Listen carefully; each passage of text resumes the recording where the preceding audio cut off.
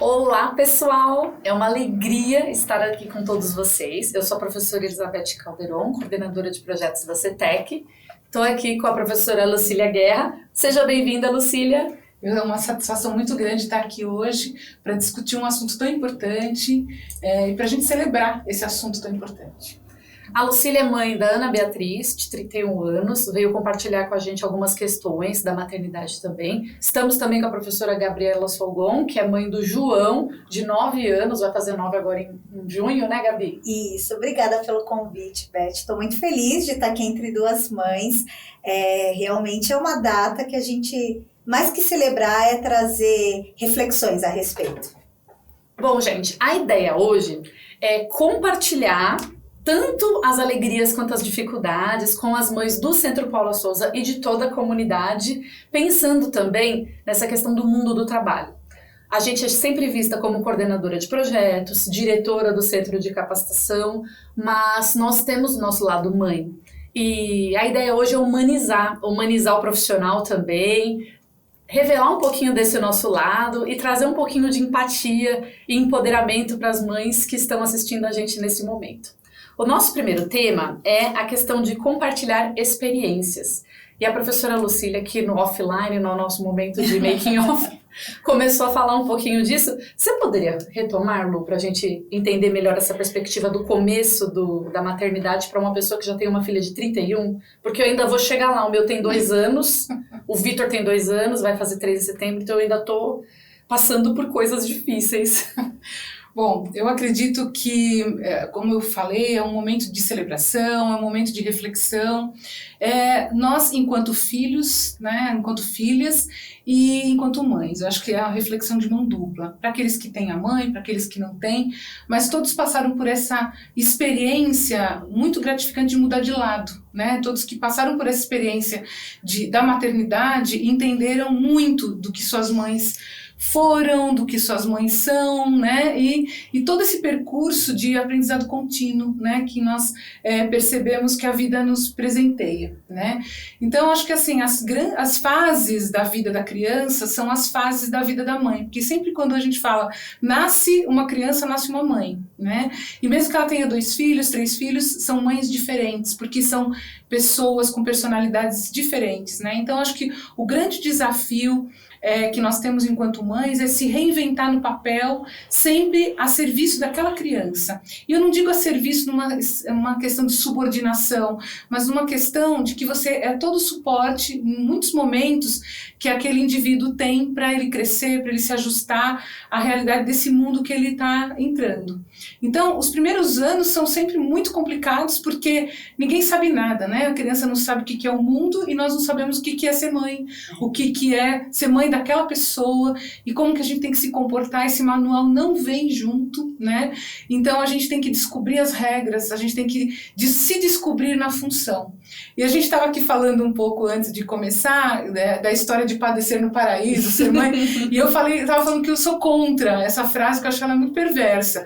Primeiro que o padecimento dá uma ideia de dor, de sofrimento, de doença, né? De doença, de coisa assim muito negativa, né? E eu acho que a maternidade, apesar dos desafios, que é uma palavra que eu prefiro, o desafio ele te oportuniza um crescimento como nenhum outro. Eu acho que a maternidade ela é uma universidade da vida, ela é um capítulo à parte, e eu acho que ela te ensina inclusive a ser uma pessoa melhor, porque você tem uma responsabilidade muito grande para formar um indivíduo ajustado ao mundo na melhor performance possível. E para isso ele precisa do quê? De um ótimo exemplo. Né? E isso é muito ambicioso para qualquer ser humano, porque nós somos exemplos de quê? Né? Então, na verdade, nós somos um amontoado de defeitos, nós temos as nossas habilidades, temos, logicamente, os nossos sucessos, mas eu acho que juntar tudo isso e falar, não, eu sou exemplo para alguém, tem um peso enorme. Graças a Deus a gente não tem tempo, quando a gente é mãe, de pensar nisso, porque senão a gente desembarca, né? Mas como essa também não é uma opção, o mais importante é a gente encarar esse momento tão mágico. E aí eu também, tem gente que fala, romantiza a maternidade. Maternidade nunca pode ser romantizada. Mas ela tem sim uma magia. Porque ontem você não é mãe e hoje você é. É assim quando nasce a criança. É muito doido. Então, essa perspectiva nova de vida para ambos tem uma mágica aí, né? Mas nada de romântico, mas extremamente poderoso e um potencial extraordinário ao longo de toda a vida. Eu tô nessa trilha aí há 31 anos. Eu sei que teve muitos momentos desafiadores, mas muitos momentos de grandiosidade que só a maternidade pode dar. Isso que você falou da magia, eu tô lembrando de uma palavra aqui que eu vi num artigo hoje. Saíram alguns estudos no início dos anos 2010 sobre o microquimerismo. O que é um microquimerismo? É quando um organismo carrega o DNA ou a célula de outro. E esse processo pode acontecer na gravidez. E a mãe pode carregar a célula ou o DNA do bebê até 10 anos depois do parto. Bastante tempo. É a ciência dando pra gente um respaldo de por que às vezes a gente sente que a conexão mãe-filho não é qualquer coisa, não é pouca coisa, é uma coisa maluca, é uma célula, o DNA de outra pessoinha no seu. Então, se uma mãe teve no espaço de 10 anos 3 filhos, ela tá com essas três pessoinhas conversando com o organismo dela. Então, é a ciência dando pra gente uma fundamentação, porque a gente já sentia lá dentro que é um sentimento muito maluco. Eu, com meu menino de 2 anos, eu tô aprendendo agora a me cuidar. Aí não sei se você vai poder trazer pra gente uma perspectiva de um menininho mais velho, Gabi. Porque o meu tem 2 e eu me separei quando ele tinha 1 ano e 6 meses. Então, de 1 ano e 6 meses até agora que ele tem 2, foi um caminho. Sim. E eu aprendendo quem é essa Elizabeth, que é mãe, que é separada, que não é mais casada, que tá sozinha com... Que é profissional. Exatamente. A gente vive esses conflitos e a professora Lucília colocou belamente que é se descobrir. Sim. Para atender as necessidades daquele ser. E atender as suas necessidades também, né? A maternidade, ela é um eterno descobrimento, sempre. E isso que a Lucília trouxe da gente se sentir ser um ser humano melhor é verdade. E não romantizando, mas no sentido de você sempre querer fazer o melhor, né? E aí, quando eles vão crescendo, né? Então, agora eu aqui do auge dos 9 anos, né? Quase 9 do João Gabriel, é muito bonito você ver aquele ser humano tendo autonomia, né? Você começar a ver a personalidade daquela criança. Ele já tem, né? Desde bebê a gente já vê. Mas é que quando ele já verbaliza e já troca com você de uma outra forma, você vê traços seus, você vê a referência, sei lá, da avó, dos amigos. Então, isso é muito bonito de ver o ser humano crescendo, né? E sim, você vai conseguir fazer mais coisas, é possível assistir série, é possível ler livros. Mães, vocês que estão nos escutando, existe. Mas é que a maternidade, ela nos leva aos extremos, né? Aos extremos do amor, do cansaço, né? Da vulnerabilidade.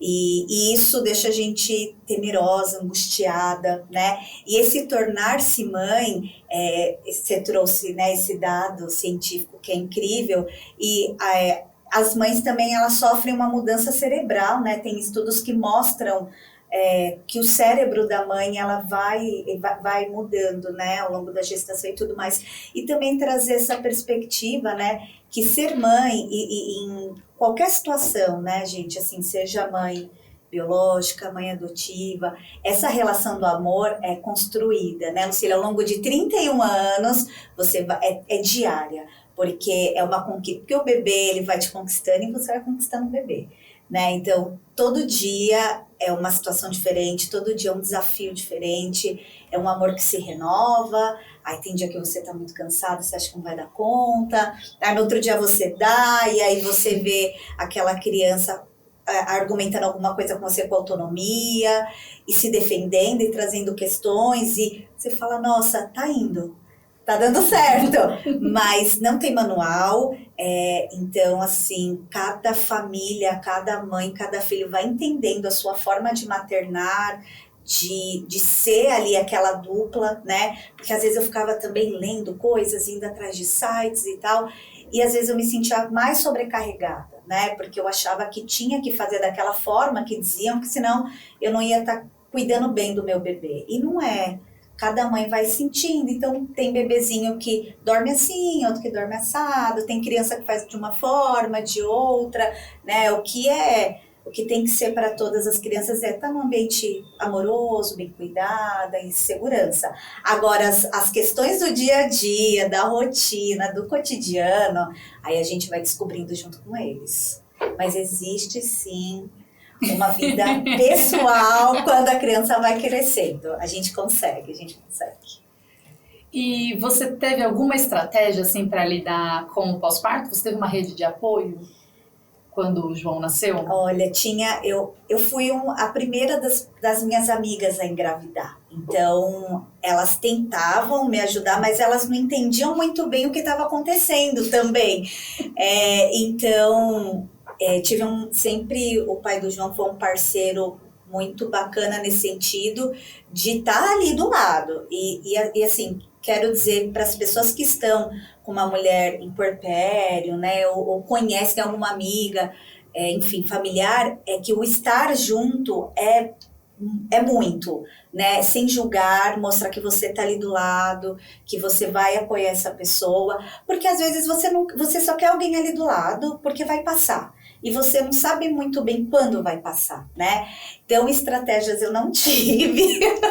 É porque um dia depois do outro e de repente, passou. É uma coisa muito incrível, que aí vai, e você fala, meu Deus, o que está acontecendo? E aí o amor vai crescendo, e aí a angústia diminui um pouco, aí de repente você se sente mais autônoma como mãe, porque também é uma virada de chave, né? A gente se torna mãe, você não nasce mãe. Então, eu acho que esse processo de eu me entender como mãe durou um ano inteiro, assim. Porque eu lembro que os meus alunos falavam, e seu filho? Eu ficava, é mesmo, meu filho. Eu sou mãe, eu tenho um filho. Então, eu acho que hoje se fala muito mais abertamente sobre as dificuldades do puerpério, sobre o baby blues, sobre depressão pós-parto, e eu acho que isso é muito libertador para nós, né?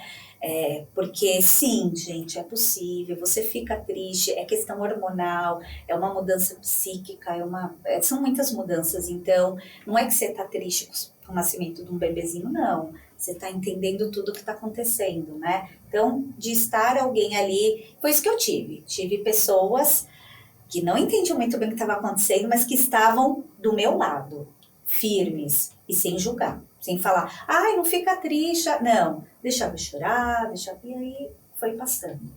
No meu caso, eu tive o pai do meu filho muito presente. Não é porque ele não é mais meu marido que ele se faz muito presente na vida do meu filho. Foi um pai muito parceiro e a minha mãe me ajudou muito. Não tenho palavras assim para descrever. Mãe, né? As mães sempre apoiando outras mães. As mães apoiando mães. E ela ficou comigo nos 3 primeiros meses do Vitor, ali, o tempo inteiro. As primeiras roupas que foram lavadas foram ela que lavou.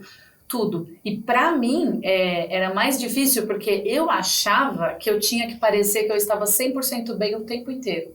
Então eu fiz questão de construir uma casca de estou muito bem, de estou plena. Eu queria ser a mãe da Globo, aquela que amamenta certinho na maternidade, que já dá tudo certo, gente. Que ela tá radiante ali, que ela já consegue a pega certa no primeiro dia que ela vai dar o peito. E não foi assim. Então... Sim. Foi muito difícil essa parte. Quando eu percebi que era normal, não está tudo normal, aí as coisas foram muito melhores. Nossa, foi de 10 para 100%, assim. Para mim, isso foi uma virada de chave.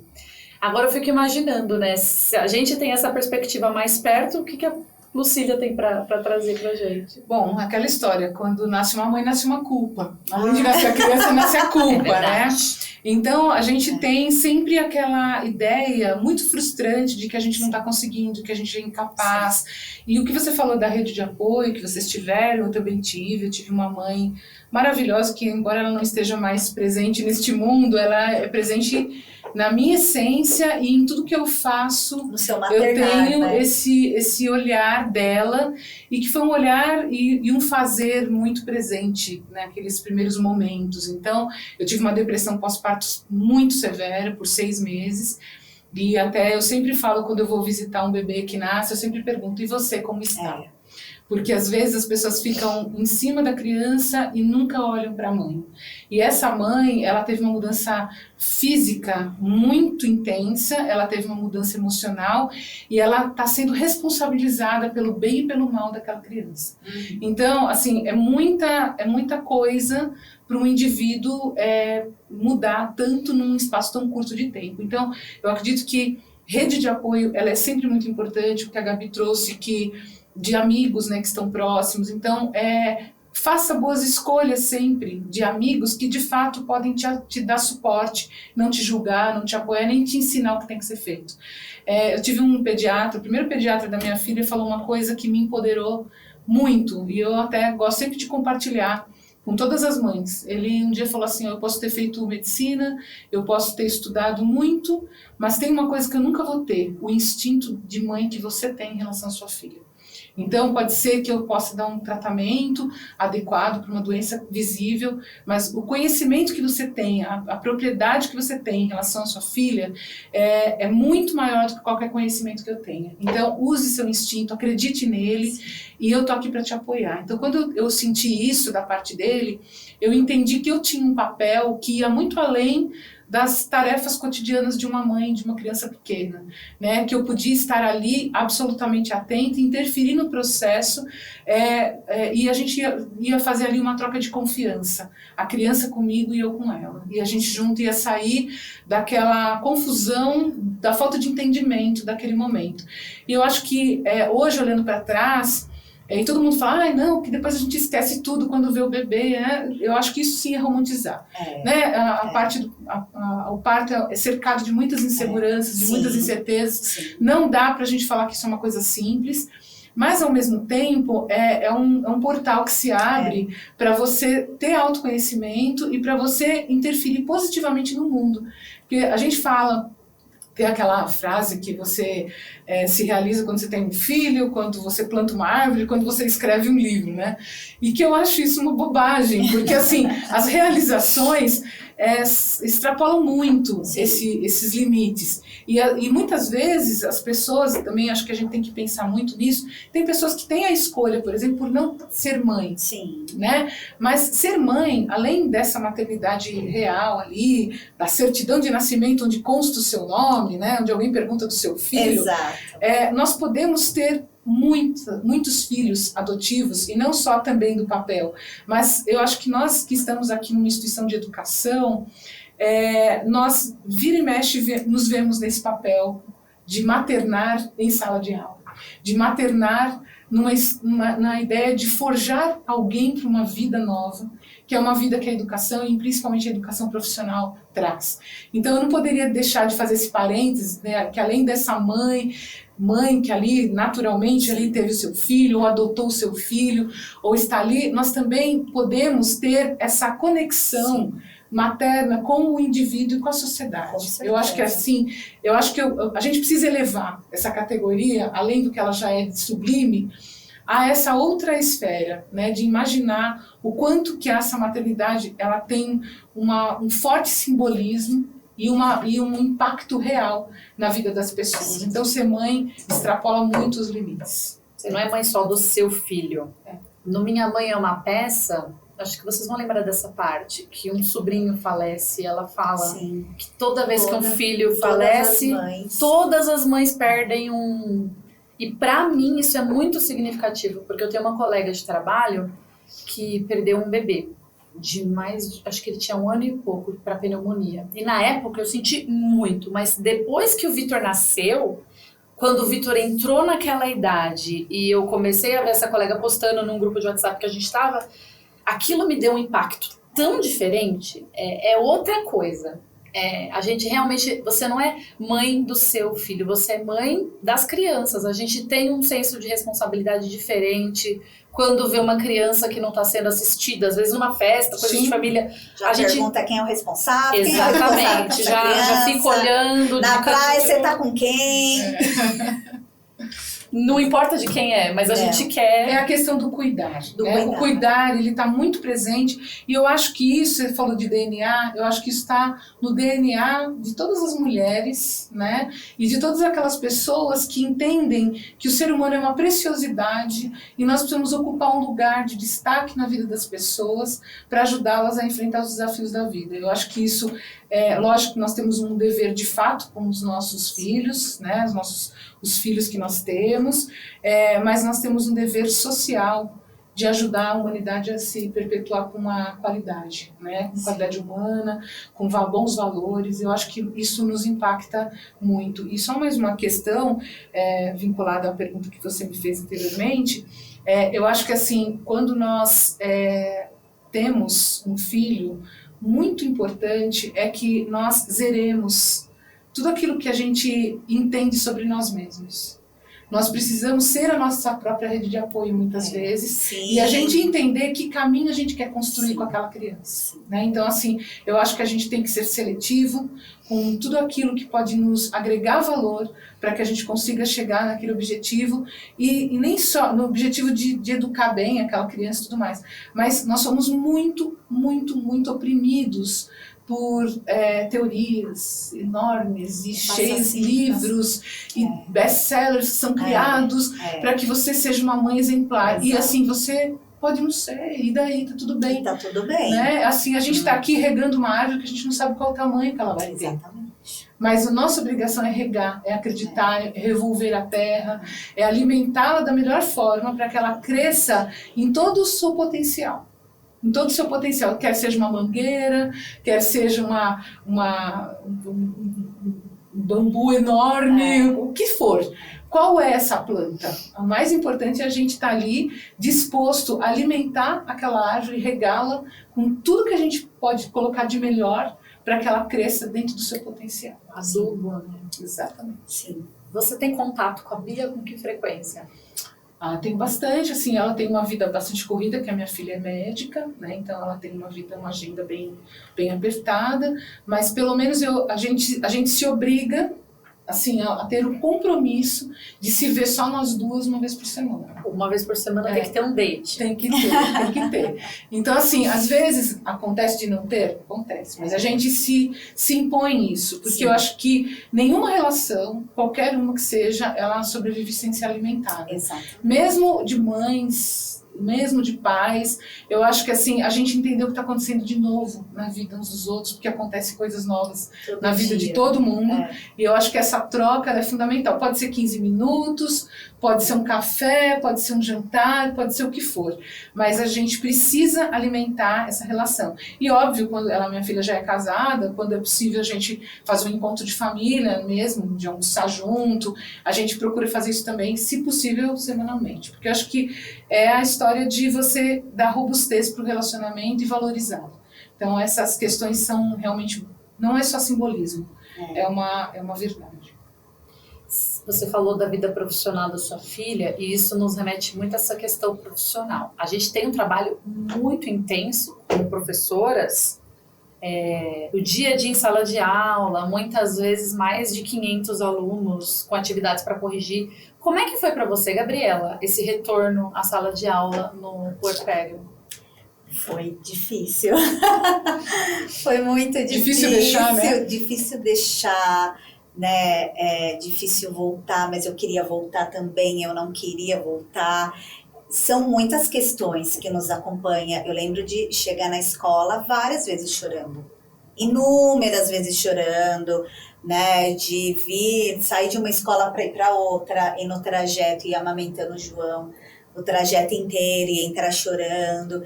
E eu lembro de colegas de me apoiarem muito nesse momento, de falar, calma, vai dar certo, é assim mesmo, ele vai sobreviver, né? E eu lembro de uma professora, né, que eu ficava, porque ele tá em casa, meu bebê, e tava com o pai, quer dizer, ele estava, né, muito bem assistido, tava na casa dele, com o pai dele, e ela, Gabi, mas olha, fica tranquila, porque as crianças que têm, assim, ó, muito contato com o pai, elas ficam autônomas mais rápido, porque o pai desenrola ali aquela situação mais rápido, querendo, assim, me dar um suporte, um apoio. Eu chorava. E falar que o pai deixa a criança criar autonomia, você começa a pensar, mas como que isso vai acontecer? Enfim, mas assim, foi muito difícil, e também tiveram pessoas cruéis, assim, infelizmente, assim, muitas mulheres que também eram mães, de falar, nossa, você trabalha tanto, com quem está seu filho? Assim, umas perguntas, né, que a gente não deve fazer, comentários de, nossa, você está aqui de novo, hoje de novo, né? Então tem isso também. Então, uma cobrança, né? É uma cobrança, porque você tem que ser a profissional exemplar. Então, assim, você tem que estar ali todos os dias, preparar sua aula, você não pode faltar, você não pode isso, não pode aquilo. Só que você tem que ser uma mãe também presente, atuante, exemplar. Então, é muito difícil você entender que isso não vai acontecer, que você vai dar um jeito, mas é o seu jeito e o jeito da sua família, né? A sociedade quer que você seja uma profissional como se não tivesse filho, mas também quer que você atue como mãe, como se você não trabalhasse. Exato. Então, acho que isso para a mulher é muito bom que esteja em debate, né, que esteja em pauta, mas a gente ainda tem um caminho muito longo para percorrer, né? Eu lembro que eu voltei para a escola, eu não tinha lugar para poder tirar o leite, por exemplo, né? Aí eu achei uma salinha, adaptei a salinha. E assim, e a gente olha para a escola, quantas professoras tem numa escola? Você tem maioria de professoras, né? Muitas mulheres trabalhando, muitas mulheres que tiveram filho, que desejam ter filho. Só que, enfim, a gente ainda tem algumas estruturas, né, no mercado, em inúmeras profissões, que a mulher, ela sofre muito por fazer essa opção pela maternidade, né? Ou às vezes quando não faz a opção e acontece, né? Então, ou quando ela adota. Ou quando ela adota. Então, a mulher, ela ainda é muito penalizada, né? Eu acho que esse é o termo mesmo. A gente ainda na educação tem algumas questões que nos garante, né, ter o nosso emprego ali com a mesma quantidade de aulas, a gente não tem perda salarial, a gente tem uma série de questões que outras mulheres trabalhadoras não têm, né? As autônomas. Tem mulher que retorne, às vezes ela tem, enfim, acaba não ficando naquele emprego, porque aí você tem um bebê, você precisa ir nas consultas médicas, né? Tem todo o acompanhamento dessa criança. Então, às vezes, o mercado de trabalho ele exige que você volte da mesma forma que você saiu, mas você não é a mesma, né? Você é outra pessoa e com outros potenciais, mas eu acho que ainda falta um pouquinho o mercado de trabalho, né? Falando aqui da nossa realidade, né, Brasil, de enxergar essa potencialidade das mães, né? Porque eu falo por mim, eu fiquei muito mais criativa, eu fiquei uma pessoa muito melhor, hoje eu sou uma professora melhor, porque eu sou uma pessoa melhor, eu tenho muito mais empatia, né? Porque criar um ser humano fez isso comigo, então você ter uma funcionária, né, uma pessoa com esse perfil, isso vai além às vezes de você, né? Mas a pessoa tá saindo mais cedo porque tem que levar o filho no médico. Então, às vezes, essas questões do dia a dia acaba apagando todo esse outro lado que você traz com a maternidade, né? Isso é uma pena. Mas a gente encontra caminhos, encontra apoios, e teve muita gente na escola que me apoiou. Quando eu vim para cá também, no centro, né, vim aqui para o Centro Paula Souza, na CETEC, a Lucília me apoiou bastante, porque o João ainda era bebê, né, eu amamentava o João ainda. Eu conheci o João na barriga. A primeira vez que eu vim, o João estava na barriga. Então, eu tive todo o apoio, todo o suporte também do setor. E eu lembro de uma situação que eu vou até recuperar aqui, que eu estava conversando com a Lucília um dia, faz um tempo, e era véspera de feriado, já era mais tarde, e aí eu olhei o setor, várias mulheres trabalhando tranquilamente, muitas delas com filho. E aí eu pensei, falei, que legal, assim, elas estão aqui trabalhando e tranquilas, assim, não é que tá pensando de, nossa, tem que sair correndo. Não, assim, então foi um lugar que proporcionou eu ser a profissional que eu sou hoje, mas também conseguir maternar, né? Então, isso faz toda a diferença depois para sua vida, né? E pro do bebê também. Acho que conversar com outras mães é essencial. Assim. É um grupo de apoio. É um grupo de apoio. É Mães Unidas, né? Sim, mas para mim foi bastante importante. Principalmente conversar com mães de crianças de fases um pouco mais à frente, no caso você. Já vai preparando o terreno. Até as mães de filhos bem mais velhos, como a professora Raquel, a professora Maria Lúcia, que falavam, imagina, creche, tem que pôr creche mesmo, tem que Deixa. Porque a gente fica com apego, um zelo tão excessivo. E você quer tanto ser perfeita, que nem você falou. Eu tô nessa fase ainda dos livros, mas eu vou desapegar. Vai, desapega. A gente quer fazer igual a mãe do Instagram, mas a gente não vê a hora que a mãe do Instagram usa a blusa dela pra ir limpar o catarro do nariz, né? A gente vê a parte bonita. A gente não vê o por trás das câmeras. E existe essa realidade. Existe a mãe que às vezes tem que contar até 3, 5, né? Pra não falar uma coisa feia e dar um bom exemplo. A gente chega no nosso limite com bastante frequência. O importante é como lidar com esses obstáculos diante da vida profissional. Sim. E sem perder a nossa humanidade. Exato. Né? A nossa fragilidade enquanto mulheres, enquanto profissionais. Os dilemas que todo mundo enfrenta, a mãe também enfrenta. E ela enfrenta por ela e por filho. E assim, na minha trajetória, uma coisa eu consegui identificar com muita clareza. Que melhor do que o seu sucesso é o sucesso do seu filho. Isso não é uma bobagem, porque assim tem um peso muito grande quando ele tem um sucesso na escola, quando ele queria fazer muito uma coisa ele consegue, e você é parte desse processo, não por glória, não por assim, não que se queira pegar para si algum tipo de prestígio. Mas acho que bem importante é a gente entender que aquele ser humano consegue chegar nos seus objetivos porque ele teve uma base muito sólida e ele conseguiu acreditar em si mesmo. E a primeira pessoa que acreditou nele foi a gente. Ali enquanto mães, que a gente nunca deixa de acreditar num filho. Nunca. E não importa qual é a questão que aquele filho traz. Né? As mães são sempre... Eu sempre falo que as mães ficam sempre em pé. Elas caem em pé. Né? Elas estão tão do lado do filho que não importa o que está acontecendo.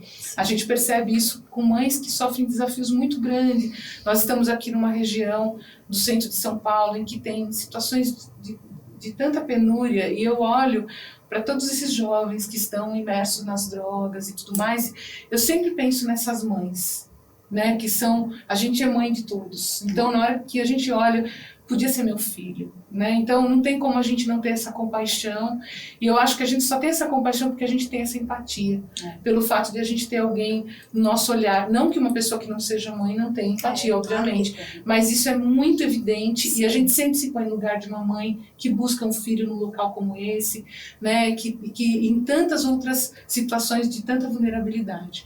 Então, eu acho que assim, a gente entender os desafios dos nossos filhos sendo superados, eles conquistando sucesso nas pequenas coisas, né? O filho que amarra o sapato, pela primeira vez direitinho, quando ele aprende a decodificar tudo, ler tudo, quando ele tira uma nota boa numa avaliação na escola, quando ele vai participar de uma atividade do Dia das Mães, dá tudo certo, ele não esquece nada do que ele tinha que fazer, quando ele faz aquele super adorno, aquele colar incrível de macarrão, e que ele acha que você vai ficar linda, porque pra ele você fica linda de qualquer jeito.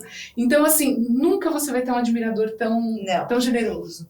Do mesmo jeito que ele nunca vai ter um apoiador tão generoso. Então, eu acho que essa troca, ela começa lá atrás, né? Nas primeiras mudanças genéticas que dão origem à vida, e vão percorrendo nas várias fases da vida com contornos diferentes, mas espetaculares. Muito bom. Lu, e como que foi para você essa volta no mundo profissional? Porque você teve um puerpério, passou por essa questão de saúde, que foi a depressão pós-parto, e aí depois desses 6 meses você voltou, ou você teve mais um tempo com a sua filha? Eu não trabalhei sempre na educação, eu estava no mercado financeiro, o mercado financeiro era muito cruel, e eu fiquei num dilema de voltar ou não voltar, porque eu nunca mais ia ver ela, assim, simplesmente. Então, eu tive uma rede de apoio muito boa, né? Não só pela minha mãe, mas meu marido falou assim, olha, se você está muito insegura, fica um tempo, a gente dá conta e vamos juntos, né? E aí eu fiquei um tempo até colocá-la na escola, né? Eu fiquei sendo mãe 24 horas, ali, período integral.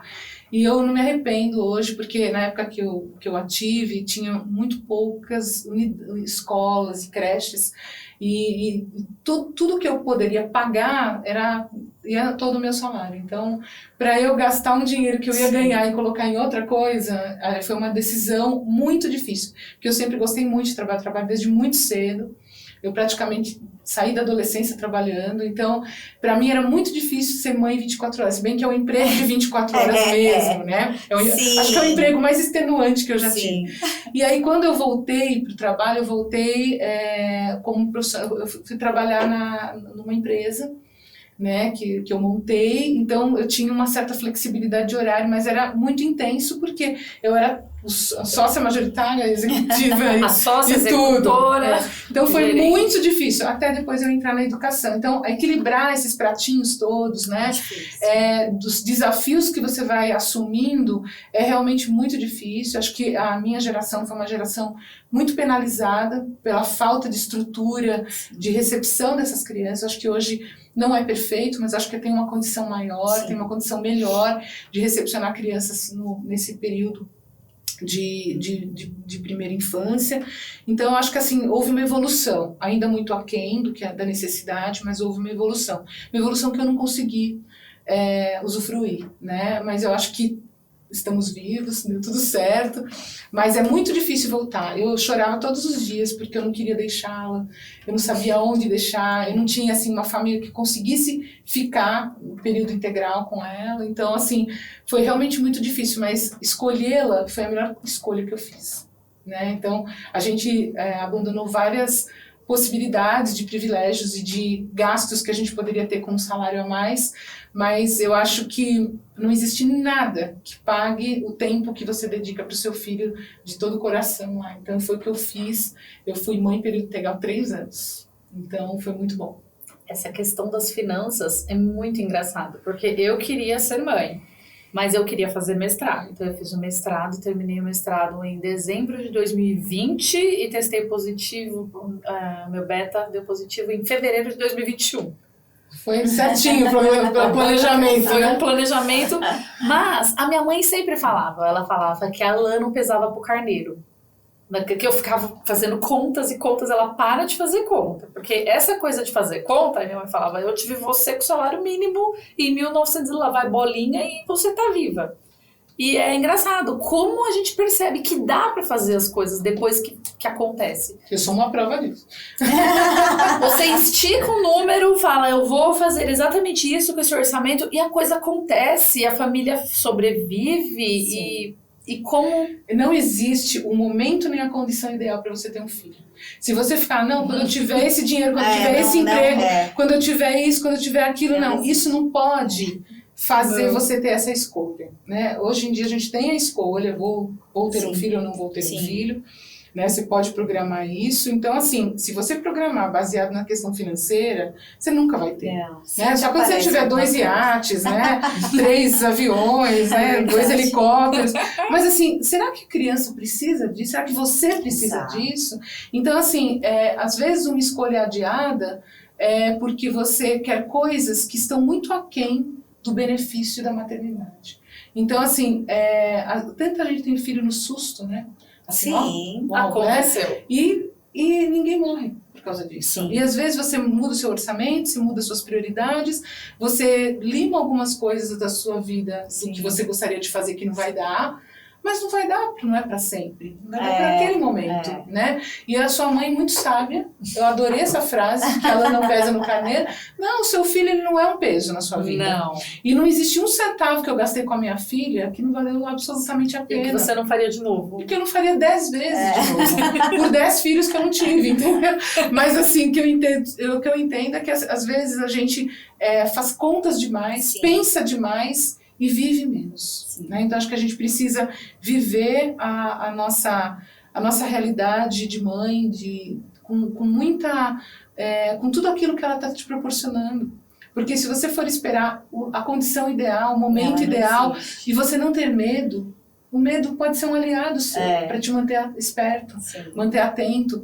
Mas você não precisa ter medo da maternidade. A maternidade é um descobrimento que é dia a dia. Então não é uma coisa que, por mais que seja uma virada de chave, você tem um tempo a seu favor. É um tempo de autoconhecimento, um tempo de conhecer o outro e um tempo de você montar uma estrutura que seja bom para todo mundo. E não tem a estrutura da sua prima, da sua vizinha, da sua tia, da sua amiga, que seja estrutura boa para você. A boa estrutura é aquela que funciona para aquela família, para aquela realidade, para aquela criança. Exatamente. E é engraçado isso, porque a gente vê aquele serzinho pequenininho quando tá na maternidade, você não sabe o que fazer, porque a gente nasce de novo. Você tá ali e aquela pessoinha depende 100% de você. Eu agora que estou trabalhando uma carga horária, consegui reduzir um pouco a carga horária, ano passado eu estava com mais horas, eu percebo muito assim que para mim é difícil eu sempre foco muito na qualidade do tempo com meu filho, mas a gente se cobra muito de horas quando a gente trabalha, né? Sim. De chegar em casa e pegar dormindo, não dá aquela dor no coração de chegar em casa assim doido para ver, para apertar e tá dormindo. E eu demorei muito para entender isso, porque eu também sempre trabalhei muito, sempre. Então eu sempre fui uma mulher que trabalhei muito, minha mãe sempre trabalhou muito, né? Então eu e meu irmão, a gente passava boa parte, né, do dia na creche, minha mãe pegava à noite, deixava a gente escuro e pegava escuro, né, porque ela trabalhava o dia inteiro, meu pai também. Então eu já cresci numa família de trabalhadores, então saía todo mundo junto cedo, um para a escola, outro para o trabalho, e eu demorei muito para entender que, sim, sou uma pessoa que tem uma carga horária grande de trabalho na escola, trabalho fora, que também, né, que a gente tem que preparar e ler, estudar, e que eu também tinha minhas ambições enquanto estudante, queria continuar fazendo meus cursos, uma pós-graduação, queria continuar lendo, né, e que o meu trabalho consumia grande parte do meu dia e que era isso, é isso que tem, né. Não posso, nunca consegui reduzir, né, minha carga horária. E isso já me angustiou muito, eu já tive muitos dias de choro, mas de sempre assim, pensar, focar na qualidade do tempo com meu filho, que meu filho sempre estava em segurança, sempre estava apoiado, e que é a realidade que a gente tem, né, a família que a gente tem. E aí eu vejo ele hoje com 8 anos, eu vejo que está dando certo, que todas as vezes que eu entrei na escola chorando, saí chorando, né, de sair cedo e voltar só no final da tarde, só à noite. A angústia era só sua. A angústia era minha. Aí eu chegava em casa, ele estava brincando, ele estava bem alimentado, ele estava se desenvolvendo. E aí foi um trabalho interno meu de deixar essa culpa cada vez menorzinha. Porque ela não pode ter esse espaço gigantesco na minha vida. Não pode. Porque o meu tempo, muito do meu tempo é no trabalho, é com meu filho, com a minha família. Então eu não posso deixar a culpa tomar mais tempo. Porque eu quase não tenho tempo. E é o tempo que eu tenho, eu vou ficar me martirizando, né? Não posso. Mas eu acho que isso, cada mulher ela vai entendendo. E assim como a Lucília colocou, confiar muito na relação sua com seu filho, né? Então quando é isso, ele está se desenvolvendo, ele está bem, ele está crescendo, eu estou vendo que está dando certo, então parar de sentir culpa. Hoje eu me culpo muito pouco, assim, pela quantidade de horas que eu passo fora, né, de casa. Sei de tudo que acontece na escola, eu chego em casa, ele, mamãe, vamos conversar. Então a gente vai, conversa, aí no outro dia eu vou dar aula, às vezes morrendo de sono, porque eu fico até tarde escutando ele, né, conversar, e eu vejo que é isso, né. Ele entende, acho que ele tem uma mãe que trabalha bastante, e que tá tudo bem, né? Você teve dessa forma. Uma mãe que trabalhou muito e você trabalhou muito. Você já vinha dessa realidade. Por que você acha que existia essa culpa? Porque eu acho que existe um modelo idealizado que a gente acha que tem que atender, né? A mulher. Acho que nasce mulher, nasce a culpa, né? Nem nasce a mãe, nasce uma culpa, nasce uma mulher, nasce uma culpa, porque a gente... Ela tem que dar conta de tudo perfeito, né? Porque você, enquanto profissional, você se culpa por uma série de questões. Aí você, enquanto mulher... E ainda tem que ser muito maravilhosa. Exato, aí você, mulher, aí você tem que ter um checklist, né? Então a mulher ela faz isso, faz aquilo, Aí você, enquanto mãe, você tem o seu checklist da mãe. Seu filho já está numa escola assim, assado, que a gente, né, falou dessa questão financeira, às vezes é uma pressão do momento que a gente vive de consumismo, de capitalismo. Então, não é que, né, seu filho tem que estar assim, não, ele tem que estar bem, tem que estar estudando. Então, eu fui me desfazendo dessa culpa que, enfim, eu acho que é uma questão histórica e que aí, né, a gente... Tem que ser rompida. E é rompida por nós, né? Por nós. E hoje eu faço questão, assim, sempre que uma amiga tem filho e tal, eu falo, olha... essa culpa não te pertence. Não, deixa isso pra lá. Que eu lembro uma vez estava conversando com uma professora aqui, né? E eu super mal, trabalhei o dia inteiro, à noite ainda vou dar aula, vou ficar um pouquinho com o João, não sei o quê. Ela, mas por que você tá assim? Eu falei, porque eu vou ver só porque. Ela falou, não, você batalhou muito pra estar onde você tá. Eu falei, é verdade. Sim, eu batalhei muito pra estar onde eu tô, pra ter o que eu tenho, minha carreira, é algo que eu gosto, que eu não tenho que ficar. Não, meu filho estava em casa com o pai, né? Então por que eu estava me sentindo tão mal assim? Então, acho Você não o deixou em vulnerabilidade. Exato, né? E a gente sabe que tem mulheres que não têm essa possibilidade, que trabalham muito, né? Que o filho tem que ficar na creche, ainda bem que hoje a gente tem creche, né? Tem uma rede que está aumentando de creche pública, mas ainda muito aquém do que deveria ser, né? O Brasil trata a primeira infância com total desleixo. E assim, quando você trata a primeira infância com desrespeito, você trata uma mãe com desrespeito. Né? Porque se você não trata... Não a tranquiliza. Porque se você não tem creche para essa mãe, como essa mãe vai trabalhar? E tem uma coisa que é interessante, que é, por exemplo, a questão do por que você trabalha. Né? Muitas vezes, às vezes até a criança pergunta, por que você trabalha tanto?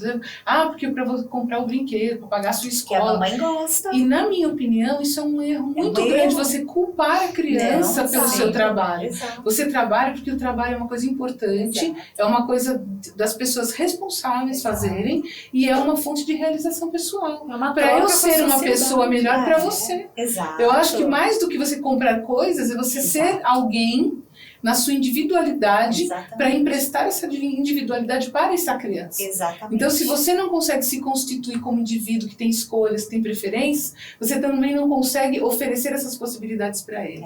Então, eu acho que muito mais do que justificar uma conta, um brinquedo, um Natal, é você justificar que você está ali sendo alguém, lógico, explicar isso de uma forma que ele entenda, dependendo da idade que ele está, mas entender que o trabalho é uma fonte de realização, é uma fonte de construção individual, e que isso é muito importante. A minha casa também, meus pais eram imigrantes, então trabalharam saindo do -3, não é nem do 0, né? E meu marido e eu sempre trabalhamos muito, assim, muito mesmo. Então, agora, recentemente, minha filha trabalhou na época do Covid, muito mesmo. Eu falei, filha, pelo amor de Deus, não trabalha tanto. Eu falo assim, sou filha de quem? Então, é assim, eu acho que, na verdade, ela brincou comigo, mas ela mostrou que isso era um valor para ela. Sim. Né? Foi ensinado. Foi ensinado também um valor, né? Então, assim, o trabalho, muito mais do que só para pagar as contas, é uma fonte muito grande de realização, de construção pessoal. Sim. Né? Então, assim, a gente nunca pode se envergonhar de trabalhar, se envergonhar de desempenhar um papel na sociedade, de ajudar a construí-lo. Porque dessa forma você também está ajudando a construir o seu lar e aquilo que o indivíduo ali, o seu filho, vai poder entender como uma possibilidade real de evolução. Exatamente. Né? Então, acho que a gente tem que ter isso com clareza em relação a isso. E assim a gente vai eliminando a culpa. Quando você consegue uma coisa mais forte e poderosa, que é a motivação. Né? Então você tem um motivo ali muito forte para estar trabalhando, né? E não a culpa por estar trabalhando. Né? E principalmente nós trabalhamos com educação, nós trabalhamos também para construir o futuro de outras crianças, de outros jovens e dar possibilidade para eles. Então, o que há de mais nobre? Às vezes eu brinco com a minha filha que eu e ela temos uma coisa em comum. O nosso objeto de maior interesse é o ser humano. Né? Cada um à sua medida. Então nós estamos aqui ajudando a construir a identidade de muitas pessoas, né? De dar um passaporte para uma vida melhor, para a mobilidade social. Acho que assim, não existe valor maior do que você ajudar a construir alguém, mesmo não só geneticamente, mas construir o futuro de alguém é muito poderoso. É a nossa atuação como cidadão, né? Eu acho que isso a criança aprende em casa. Ela se vê ali dentro da família, os mecanismos da família. Se a família tem uma organização hierárquica bem estabelecida, como que a família funciona, aquilo ela vai levar com ela para sempre. Eu penso, é um valor. É um valor. E ele entender que a gente sai para trabalhar, porque nós temos uma função social, que a gente contribui com a sociedade, que a gente tem a nossa individuação, é muito importante. Eu penso nisso também em relação ao meu filho, quando eu estou corrigindo atividade e tal. Eu tenho uns carimbos de carinhas que eu ponho nas atividades. Eu deixo ele carimbar às vezes do jeito que ele quer. Eu falo, você me ajuda? Preciso de ajuda, Vitor. Corrige isso pra mim. Ele nem sabe o que... Mas ele tá participando. Eu acho importante eles... Tá compartilhando aquele momento com ele. Não é trabalho infantil, gente. Fica claro. Fica quase uma diversão, né? Não, mas é gostoso ver eles participando com a gente. Eu acho muito legal quando tem festa na escola, os colegas levam os filhos e eles percebem que o pai e a mãe pertencem àquele meio profissional. Você já levou o João pra Já trouxe festinha? o João aqui, né? E ele achou tudo muito interessante. Ele, nossa, você trabalha aqui, não sei o quê. E a gente veio de metrô, então foi uma aventura. Ele fez um percurso com você, né? Ele teve uma experiência. Exato, você vai ter uma vida de trabalhador hoje, como a mamãe. Então, eu já trouxe ele aqui. Na escola, ele cresceu dentro de escola, né? Filho de professor cresce dentro de escola. Então, ele adora ir pra escola, adora... que aí os alunos ficam interagindo, ele escreve na lousa, é um show à parte. E ele percebe como isso me faz bem, né? Como faz parte da minha personalidade mesmo, que o meu trabalho... construiu, né? O meu trabalho, ele não é um peso, é óbvio, né, gente? Tem todas as questões do trabalho, mas ele entende, ele vê como um valor positivo, né? E eu carrego ele para todo lugar, assim, todas as escolas que eu já dei aula ele já foi, aqui ele já veio, então eu faço questão, assim, de Acho que mostrar. essa troca e essa participação também é importante. É muito importante. Para ele entender onde você está quando não está com Exato, ele, né? exato. E que você não está trocando ele por né? Porque você não está viajando de férias, sim, né? Sim. Então você não está trocando por só um prazer, é só um prazer da realização do próprio trabalho, né? Acho que essa troca cultural ela é bem importante. E eu lembro quando eu ia no trabalho da minha mãe, que era o máximo, assim, e meu irmão, que minha mãe, ela é cozinheira, né? Então, ela, no sábado, ela tinha que trabalhar e levava meu irmão. Eu e meu irmão, a gente entrava naquele restaurante, aquela cozinha industrial enorme. Era maravilhoso. A gente queria ir todo dia com ela, todo dia. Então, eu tenho essa memória de criança, assim, de ver minha mãe num ambiente onde ela era outra pessoa e ficava olhando com curiosidade. Porque a postura era diferente, o jeito de conversar, o jeito que as pessoas chamavam ela. Né? Mas ela é a minha mãe, porque em casa ela falava de outra forma, né? Então eu tenho essa memória assim muito cara para mim. E aí eu quis fazer também, né? Não ia ter jeito, o João ia ter que ir para a escola de uma forma ou de outra comigo, mas eu vejo que para ele também é algo interessante. Você atribuiu significado por essa questão logística, né? Exato. Que mas ao mesmo tempo vamos potencializar isso de uma outra forma para ajudar a construir essa personalidade trabalhadora. Sim. Porque a gente acha que trabalhar é quase que um sacrifício, né? Apesar de todas as questões que a gente sabe que existe no trabalho, que não é uma viagem de férias, né? Exato. É sim algo que é muito dignificante, que você é uma pessoa melhor por causa disso, né? Então acho que talvez a minha angústia do tempo que eu não trabalhei é o do tempo que eu olhava e entendia que eu não estava contribuindo. Só que logo, muito, muito pouco tempo depois, eu entendi que a contribuição que eu fiz sendo mãe período integral, foi também uma contribuição muito grande, né? E assim, eu acho que são essas reflexões que você vai construindo ao longo do tempo, né? Não são coisas óbvias que você entende de cara. Muitas coisas você vai entender 1 ano depois, 2 anos, 10 ou 30 anos depois. Né? Então, quando você olha para trás, quando o filho se formou na faculdade, que aliás uma coisa que as pessoas falam, você tem orgulho, né? Porque ela é médica. Eu falei, não, muito antes eu tenho orgulho de quem ela é. Então, assim, e não por mérito meu, né? Mas, assim, porque eu ajudei a construir um ser humano único, diferente, com uma empatia, com uma capacidade de trabalhar e de construir como ela foi ensinada ao longo do tempo. Então, de um jeito ou de outro, você tem uma participação nisso, né? E você olhar para trás, aí, sei lá, 25, 30 anos, né? Que se passaram e você olhar e falar assim, olha aqui, que pessoa. Né? Então, quando você consegue fazer isso, né? E seja lá o certo que for. O certo né? que for. O certo que for. De ver uma pessoa ali do bem, né? E você participou disso. E assim, todo o ajuste também da vida dela, não, as escolhas, eu vou me casar, eu vou, sei lá, morar aqui, eu vou ter essa profissão, vou escolher a habilidade dentro das carreiras da medicina e tudo mais, foram escolhas dela. E eu acho que a coisa mais incrível é você gerar uma autonomia capaz de dar esse poder de escolha, né? E essa independência para escolher o caminho que ela quiser. Que tem, acho que a coisa mais importante na vida da família é você de fato construir esse protagonismo do aluno, do filho. O professor. Não tem jeito. Mas você de fato dá esse protagonismo, o aluno novamente. O filho, ele tem que ser o protagonista da própria vida. Sim. Você não pode falar, você vai fazer isso, você vai fazer aquilo. Que também é uma tendência muito grande, porque a gente sabe tudo. Tem uma hora que aquele sabe nada vira sabe tudo, né? Você não sabe. Aí tem uma hora que você começa a ficar folgado e achar que você já aprendeu tudo. Exatamente. E que você só ensina, você não aprende mais. Você não aprende. Esse é o grande equívoco de uma época na vida da gente, isso eu posso dizer, que você sabe tudo e o filho não sabe, principalmente quando ele fica adolescente. Porque você acha que ele se coloca tanto em perigos na sua frente, que você acha assim, porque ele, sei lá, vai começar um namoro, ou vai, sei lá, querer fazer alguma coisa que você não faria, mas que está dentro da personalidade dele. Então você acha que tudo é muito perigoso, tudo o deixa muito vulnerável, e você vai tirando esse protagonismo do filho. Então tem uma hora que você tem que começar a acreditar não só no bom trabalho que foi feito, mas na capacidade de escolha que você ensinou ele a ter. A essência dele. Então, quando você percebe que ele já consegue fazer boas escolhas, você fala, a obra está concluída, entendeu? Só que aí vem a outra notícia. Não existe obra concluída na carreira de mãe. Não. Esta é uma carreira sem conclusão. Sem conclusão. E é muito maravilhoso por causa disso. Porque em cada momento você tem um papel novo. E às vezes, o único papel, no momento, por exemplo, que eu tenho, é de uma escuta ativa. Ela me conta o que ela quer, né? Eu tô ali para ela entender que tem alguém, entendeu? Mas meu papel, assim, em termos de formação, tá feito, porque agora é com ela. E você já tem idade para ser vó, já? Ela já tem 31. Eu já sou bem velha.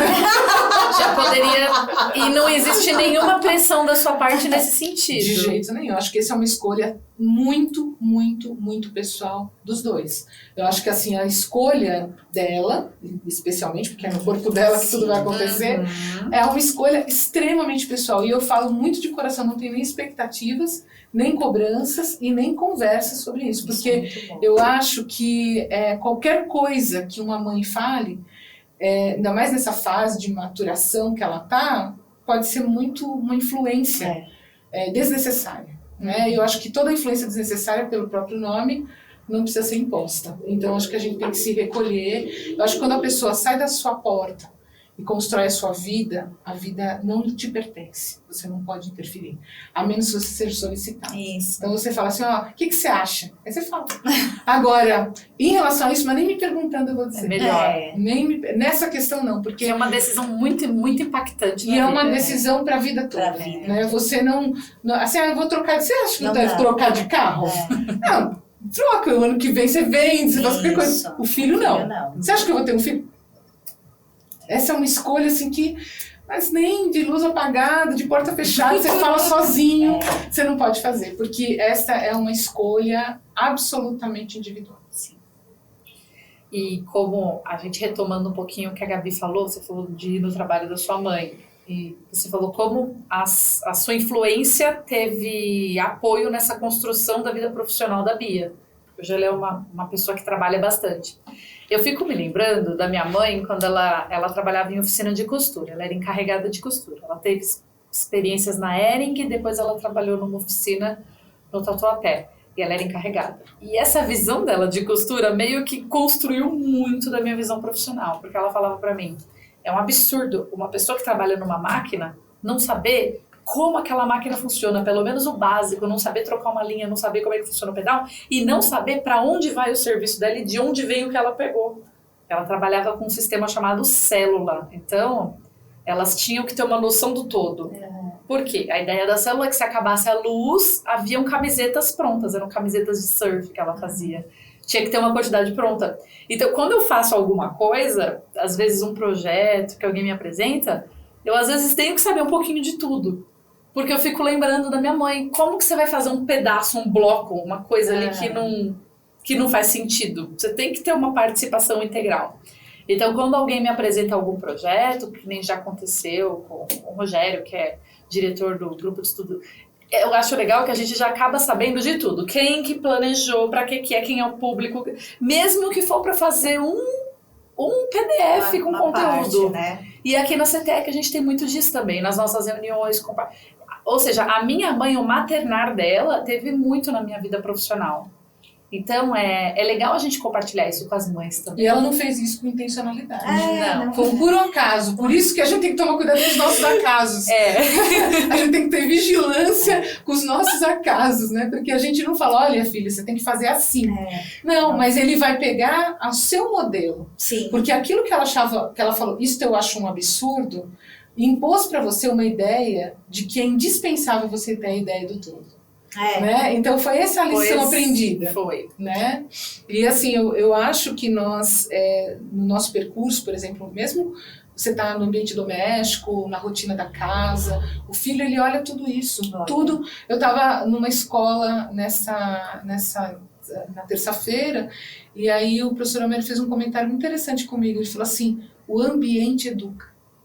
Sim. Eu achei tão interessante porque a gente está falando do ambiente da escola, né, dos espaços de aprendizagem, né? E ele falou assim, não só o professor ou a dinâmica, a metodologia, mas o ambiente educa. O ambiente ensina como as coisas devem acontecer no mundo do trabalho. Sim. Então, aquilo que o aluno está vendo é o modelo que ele vai carregar como profissional.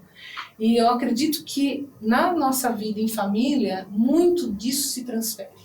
É quase que um stencil, né? Que os mais velhos podem falar, mas stencil é uma técnica artística também, né? Mas a gente faz uma impressão, né? Na alma do filho, de como funciona. Pode ser que a gente faça uma impressão que ele vai e fala assim, entendi, mas não quero. Ou entendi, é isso que eu vou assumir para minha vida. Como você fez com a sua mãe. Como você tem essa visão carregada de poesia da sua mãe.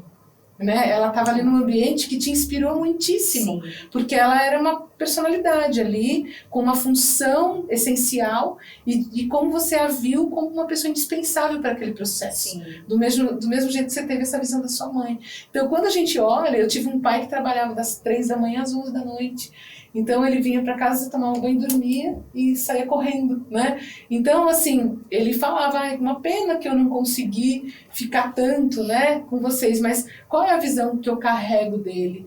De um provedor, de uma pessoa que lutou muito, porque um imigrante tinha que lutar muito mesmo, até hoje tem que fazer assim, para conseguir alguma coisa, para conseguir dar dignidade para sua família. Então, o nome do esforço do meu pai, eu não falo ausência, eu falo de muita presença, né? Uma pessoa que teve muita presença para que a gente tivesse a dignidade de vida que ele almejava para nós. Então, assim, é interessante como o discurso fala uma coisa, mas quem recebe o discurso é outro. E, normalmente, quem emite o discurso emite com muita penúria, né? Com muita fragilidade, e quem recebe com muita dignidade. E isso é muito bonito, né? Porque muito minha mãe legal. também, ela trabalhava muito, mas se você me perguntar da minha infância, eu não vou falar que minha mãe era ausente. Não, porque ela estava presente em tudo aquilo que ela podia proporcionar. Porque a gente chegava, ela fazia a janta, fazia a lição de casa, então eu não enxergo ausência. Eu também não. E assim, uma coisa, aí eu tenho meu pai te favorece no discurso.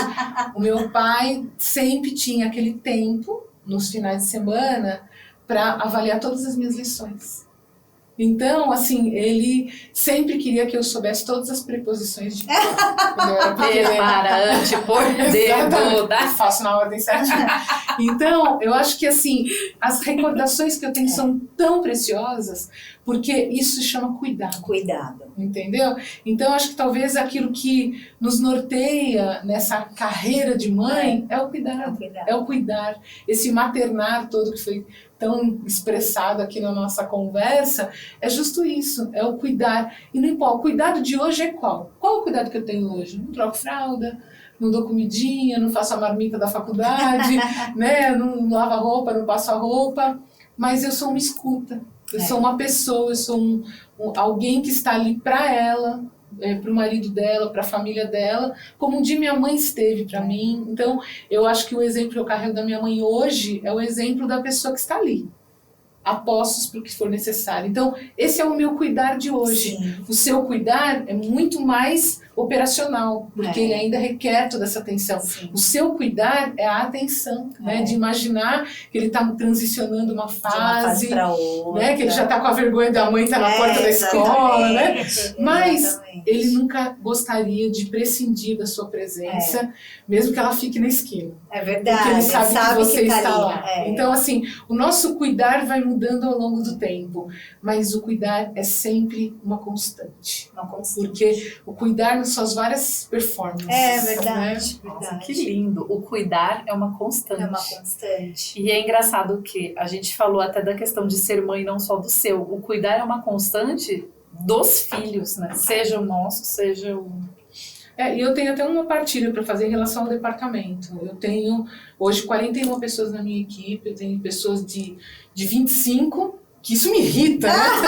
Que nasceram Como assim, que né? nasceram as pessoas de 25. Elas têm que ter nascido nos anos 90. Eu Essa tenho pessoas de 25 até mais de 70 anos na minha equipe. Verdade. Mas eu sei que eu tenho um papel ali, tenho um papel de liderança, de gestão, que é muito prático, eu tenho um rol de competências que eu tenho que seguir ali, né? E cobrar do time para a gente ter os melhores resultados e ter uma performance a mais adequada possível.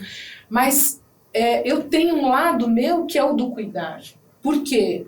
Eu acho que todas as pessoas, indistintamente, independente da idade que tenham, precisam ser cuidadas. E numa equipe, isso é muito importante para que todo mundo se sinta acolhido dentro do espaço de trabalho, né? Então, o meu cuidar aqui não é um cuidar de mãe ali biológica, mas é um cuidar às vezes de dar de escutar, Sim. de fazer uma escuta às vezes pelas dores do trabalho, mas às vezes as dores pessoais e que impactam o trabalho.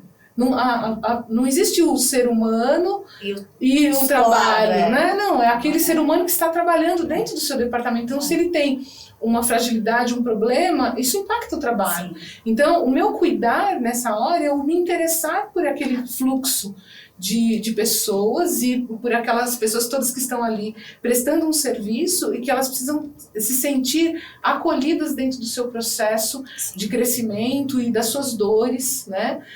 Tenho que ficar prestando atenção exclusivamente nisso? Não. Mas quando isso é requerido, isso precisa ser manifestado também. Então, acho que assim, toda liderança, ela é uma liderança que deve prever o acolhimento. Né? Às vezes não estou falando isso como assistencialista ou como não tem problema, nada tem problema, não. Nós temos responsabilidades, nós temos compromisso e nós temos entregas a serem feitas, mas eu não posso dissociar um momento difícil de um colaborador. Né? Então, assim, eu acho que o cuidar, ele se extrapola o limite da família, o limite do filho, para o limite do outro. E o outro pode ser eu, ou pode ser também que eu tenha minhas dores. Sim. E quantas vezes pessoas da minha equipe também foram solidárias. Então, acho que esse maternar é algo que deveria estar mais presente na sociedade, porque o cuidado nessa esfera, nessa intensidade, ele melhora as pessoas. Você falou, eu falei, a Beth também falou, que a maternidade nos melhora como pessoas. Né? Então, nós temos que levar isso para uma outra esfera. E nós temos que ser pessoas melhores em tudo que nós fazemos. Pode ter o custo da maternidade, eu digo custo na melhor da intenção, pode ter todo esse percurso da maternidade, mas que ele venha com uma certa perenidade, para que a gente consiga ultrapassar o limite da família, o limite do filho, para além do outro, né? Que o outro também precisa ser cuidado. Nós precisamos nos cuidar mutuamente e não esperar que um terceiro, que o governo, que o, sei lá, né, quem possa vir para nos ajudar. Mas no dia a dia, isso, né? é o dia a dia, é o próximo que está ali de você, que pode exercer um cuidado adequado para o seu cotidiano. Nossa, que fala bonita. Nossa, meninas, estamos aqui há mais de 1 hora. Opa. Teremos que ter várias edições, assim. Vamos ter muitas edições, mas eu vou fazer uma retomada bem geral. Eu gostei muito da fala inicial, de quando a gente começou a falar do se descobrir mãe. E aí a Gabi falou da questão de que não tem manual. Por que a gente fica achando que tem manual, né? Que vai ter um livro que vai dar respostas. Acho que é porque a gente é professor. A gente gosta. Mas isso em geral das mães. A gente queria um PTD, né? Um plano de trabalho docente, assim, para PTM, plano de trabalho da mãe, né? Maternal, mas não existe. E a Gabi falou dessa questão do instinto, de como é importante a gente entender a realidade da nossa família. Confiar na realidade da sua família, confia. Isso que dá certo. Isso, e a Lu falou do mundo do trabalho, nós falamos do apoio, da necessidade de apoio de gestores, de empresas, de mercado para acolher uma questão, acho que a palavra é acolher mesmo, não tem uma palavra melhor, acolher essas mães. Sim. Elas vão ser desvantagens em horário de consulta, vão ser desvantagens numéricas em questões referentes a dia de consulta de filho doente, mas elas terão benefícios, assim, enormes em relação ao profissionalismo, a mudança de competências socioemocionais. Essa mulher será mais comprometida, mais empática, mais sensível em relação a outras questões. Sim. Então, se foi tirado de um lado, houve o ganho do outro. Eu acho que a gente precisa aprender a olhar as coisas assim. E o porquê desse trabalho, da função cidadã dessa mulher, a dignidade da mulher como mãe, ela tem direito a isso, é um direito dela de pertencer à sociedade, de exercer essa profissão. Não é porque ela tem que pagar um boleto, é porque ela precisa agir na sociedade, ela precisa ser um ser ativo, que é o que a Lucília falou, a função do trabalho. Até pra gente ser um exemplo para os nossos filhos e para as próximas gerações. Né? De produtividade, de entrega para a sociedade. Acho que a gente podia, para encerrar de um jeito, como nós temos faixas etárias bem diferentes, tentar encerrar trazendo uma palavra de acolhimento, um conselho, ou alguma coisa que a gente quisesse que as mães de crianças e adultos da mesma idade que os nossos pudessem ouvir. No meu caso, uma coisa que foi falada para mim, que eu acho que quem tem criança de 3 anos e menos precisa ouvir, é não tomar decisões muito drásticas sem a quantidade de horas de sono mínimas. E não fazer avaliações drásticas de situação quando você dormiu menos do que 4 horas nas últimas noites. Eu acho que isso para mim é importante. Eu cortei o cabelo no passado, gente. Eu tinha dormido mal a semana inteira, foi uma mudança muito drástica, eu não gostei, fiquei meses pro meu cabelo crescer. Então eu espero, mães, que vocês não façam isso também, nada de decisões importantes depois de uma semana. O cabelo cresce, com dente nascendo, semana de dente nascendo não é semana para tomar decisão. E você, Gabi? Como eu tô agora numa fase, eu tô mudando de fase, né? Então eu tô esperando para ver os próximos capítulos, assim, dessa nova fase. Mas o que eu sempre, com o João, eu vou aprendendo que quando eu acho que eu tô dominando alguma coisa, eu não tô, porque aí ele muda. Então a gente tá nisso. Então quando eu acho que eu já entendi o que tá acontecendo, aí ele dá mais um salto. E aí eu fico muito feliz que eu tô vendo que ele tá amadurecendo, né? Então, eu estou me preparando para entrar na pré-adolescência, me interesso por tudo que ele fala. Eu acho que uma coisa que a Lucília falou muito interessante, né? Que hoje ela está aqui para a Bia, uma escuta e tal. Mas por quê? Porque vocês construíram essa relação ao longo de 31 anos, né? E não é pelo fato de você ser mãe que você constrói uma relação com seu filho. Não é porque você é a mãe, não é espontâneo. Então, não é porque eu sou a mãe do João que ele vai chegar para mim e vai falar as coisas, não é? Então, é uma construção, uma relação que a gente está construindo há alguns anos. E agora eu percebo que eu tenho que fortalecer cada vez mais. Porque ele está caminhando para a adolescência. E lá na adolescência, ele vai escolher se ele vai ou não me contar as coisas. Que é o momento que a gente tem que começar a confiar na educação, nos valores que a gente passou. Mas eu acho que é isso, acho que o que eu gostaria de deixar, assim, focar é que a relação, não é porque você é mãe e filho que existe uma relação, é algo que a gente constrói, sempre. Então eu estou nessa construção, me interessando pelo que ele fala, ele se interessa pelo que eu falo e aí a gente vai trocando, vai aumentando a nossa intimidade.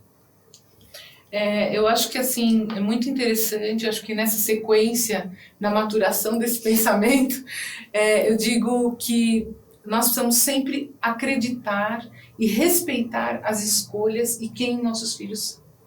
Porque eles não são mini nós. Né? Às vezes a gente sempre acha que ou o filho tem que fazer o que eu não consegui, ou o filho tem que ser o que eu não sou, ou o filho tem que ser exatamente quem eu sou. Isso é um erro muito grande, porque, por exemplo, eu sou da área de humanas, meu marido é totalmente da área de exatas e minha filha vai fazer biológicas, ou seja, a gente está só cumprindo as áreas do conhecimento aí, né? Mas, assim, em nenhum momento a gente interferiu nesse processo e a gente a apoiou nas suas decisões, financeiramente, emocionalmente, com a marmita, com tudo, então assim, mas nós respeitamos o perfil de escolha dela e nós demos suporte, né? Porque acho que a gente tem que ser a família, o pai, a mãe, os irmãos, ou aquele contexto de família que aquela criança vive, ele tem que ser um alicerce muito seguro para que ela construa os seus sonhos. Então acho que a coisa mais importante é a gente falar de respeito. A gente tem que respeitar o nosso filho, ele é um indivíduo que não é a nossa, como se fosse um apêndice da nossa vida. Ele é um indivíduo único e completo, com escolhas, com características. E às vezes a característica não é do pai, não é da mãe, é do avô, do tio. E aquilo compõe uma pessoa absolutamente única. E respeitar isso é um grande valor para a família. Porque você vai agregar um valor, não vai ser mais do mesmo, vai ser alguém totalmente diferente, que vai fazer interferências no contexto familiar e na sociedade com propriedade e com individualidade. Eu acho que respeitar o filho, eu não sei mais que ele, eu sei junto com ele. Né? Então, quando a gente respeita o filho, a gente constrói uma relação de confiança e uma relação que um suporta o outro, mesmo quando a gente toma uma decisão errada. Quando a gente corta o cabelo errado, tá tudo certo.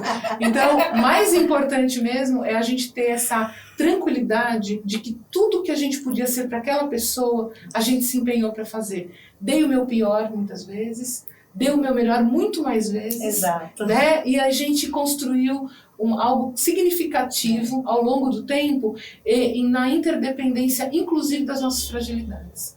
Eu acho que você dá verdade, porque a gente não precisa ser uma super-heroína, não precisa ser um super-herói para os nossos filhos. A gente precisa ser gente de carne e osso com quem eles podem sempre contar. É isso aí. Eu espero que todas as mães tenham se sentido acolhidas. A nossa intenção foi essa, trazer um quê de empoderamento nessa data tão especial. Fica aqui o meu feliz Dia das Mães para as mães que estiverem nos assistindo. Meninas, foi um prazer conversar com vocês. Lucília, muito obrigada. Eu sei que a sua agenda é muito cheia. Obrigada por ter trazido essa horinha com a gente. Gabriela, muito obrigada por ter vindo. Sei que você fez um esforço também para estar aqui, que não foi fácil, mas super obrigada. E, gente, muito obrigada mesmo. Espero que as palavras tenham enaltecido, trazido uma alegria para o coração das mamães. Feliz Dia das Mães, pessoal! Feliz Dia das Mães!